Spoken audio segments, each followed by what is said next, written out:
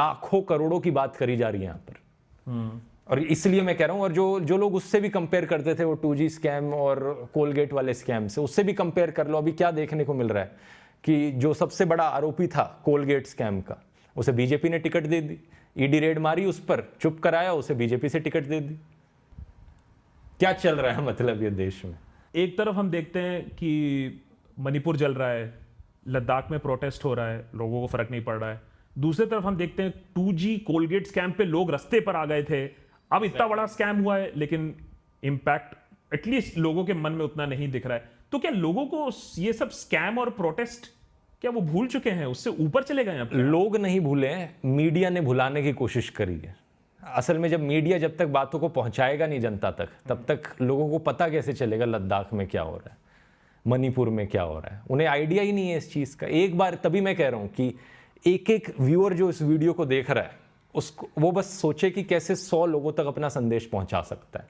क्योंकि आप अपने आसपास के 100 लोगों को बताओ क्या हो रहा है, मणिपुर में क्या हो रहा है, लद्दाख में क्या हो रहा है, इलेक्टोरल बॉन्ड्स का क्या मुद्दा है, कैसे देश तानाशाही की ओर गिरता जा रहा है। एक्टिव एजुकेशनलिस्ट से एक्टिविस्ट का टैग लग जाएगा। देखो, सच बताऊं तो मुझे मज़ा नहीं आता ये करने में।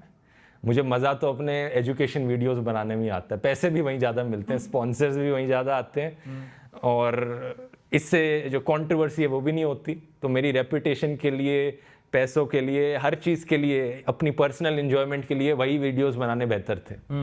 लेकिन मैंने ये देखा कि आज जब इतना बड़ा देश, हमारा देश इस हालत में गिरते जा रहा है, अगर हम आवाज़ नहीं उठाएंगे तो कौन उठाएगा? लेकिन इलेक्टोरल बॉन्ड तुम्हारा देखेगा कौन? क्योंकि अभी तो अरविंद केजरीवाल को भी उसी शाम को ही अरेस्ट कर लिया जाता है जब फाइनल डेटा बाहर निकलता है। एक मुद्दा नहीं है। अरविंद केजरीवाल की अरेस्ट हो, कांग्रेस के बैंक अकाउंट फ्रीज करना हो, इलेक्टोरल बॉन्ड्स हो, ये सब एक दूसरे से लिंक्ड हैं। इवन मणिपुर, लद्दाख, ये सब एक दूसरे से लिंक्ड हैं। केजरीवाल के अरेस्ट में भी वो जो मनी ट्रेल की लिंक निकल कर आई है, वो भी इलेक्टोरल बॉन्ड्स के थ्रू ही रिवील हुई कि वो बीजेपी तक पहुंचती है। जो पहला अक्यूज था उस स्कैम का, उसने बीजेपी को 50 करोड़ दिए और केजरीवाल पर आरोप लगा दिए। यही सब चल रहा है देश में। तो ये सारी चीज़ें एक दूसरे से लिंक्ड है जो होने लग रही हैं। लोगों को जो सच पहुंचाना है वो ये कलेक्टिवली बताना पड़ेगा कि क्या हो रहा है यहाँ पे। अगर हमारी जो डेमोक्रेटिक इंस्टीट्यूशंस हैं, अगर वो अपना काम ठीक से करती, तो क्या ये 100 लोगों को बताने की जरूरत पड़ती, ये एक्टिविज्म करने की जरूरत पड़ती क्या? तब नहीं पड़ती। अगर हमारे इंस्टीट्यूशन सही से काम कर रहे हो। बट सर्टेन इंस्टीट्यूशंस काम नहीं कर रहे हैं, क्यों? What is the data? Data क्या? मीडिया ही नहीं बता रहा। आप देख लो, एक एक चीज को उठाकर देख लो। मणिपुर की बात करी मीडिया ने, लद्दाख में सोनम वांगचुक, उसकी बात करी नहीं करी, इलेक्टोरल बॉन्ड्स की बात करी नहीं करी मीडिया ने। बहुत सारे कमेंट्स आ रहे थे कि एक डिफीटिज्म भी है। क्या होगा?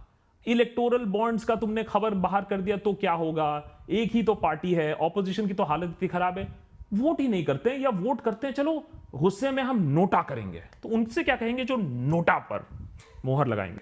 देखो, नोटा का मतलब है नन ऑफ द अबव। इसका मतलब आप एक न्यूट्रल स्टैंस ले रहे हो। जो भी आज देश में हो रहा है उस पर एक न्यूट्रल स्टैंस ले रहे हो। लेकिन सोचकर देखो, अगर आप